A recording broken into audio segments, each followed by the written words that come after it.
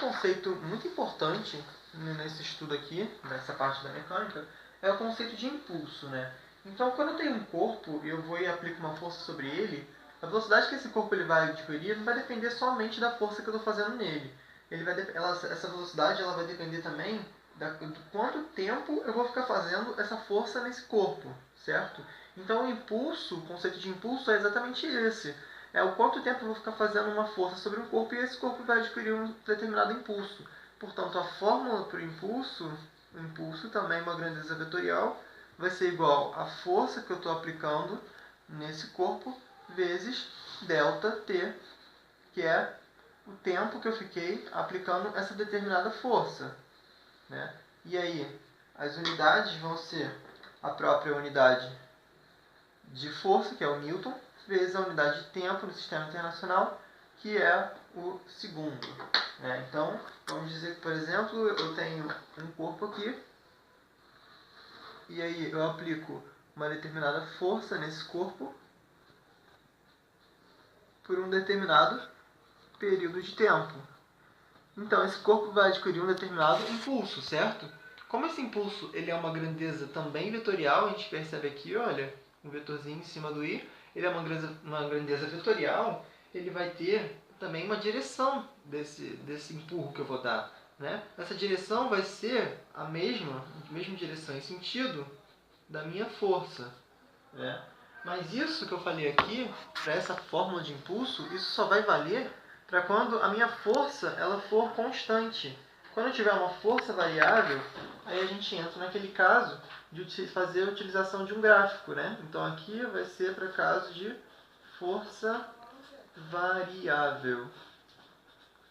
A gente vai fazer um gráfico de força por tempo, e aí quando a gente pegar os eixos dele e multiplicar, a gente vai estar multiplicando a força vezes um ΔT e a gente vai achar um determinado impulso.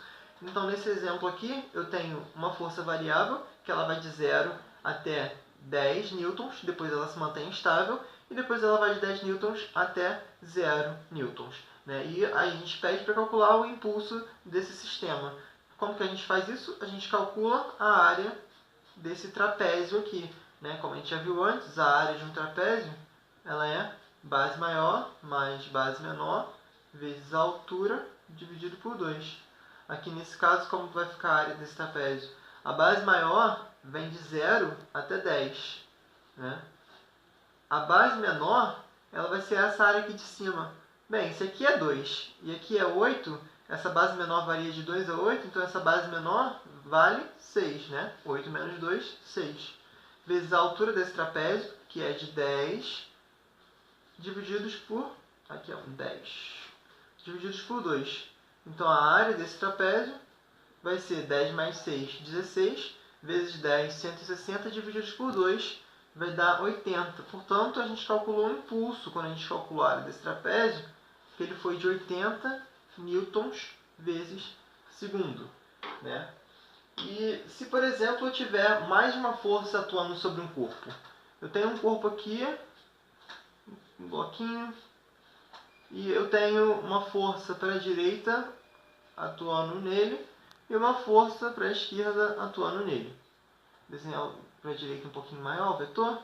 Vamos dizer que, por exemplo, essa força para a direita é de 4 newtons e para a esquerda é de 2 newtons e que essas duas forças ficam atuando sobre ele por um ΔT de 10 segundos. E aí o exercício ele vai te perguntar qual é o impulso total desse corpo. Como que a gente faz isso? Se para calcular o impulso de uma única força sobre um corpo, a gente usa impulso igual a força vezes ΔT, para calcular o impulso de mais de uma força, a gente precisa usar a força resultante.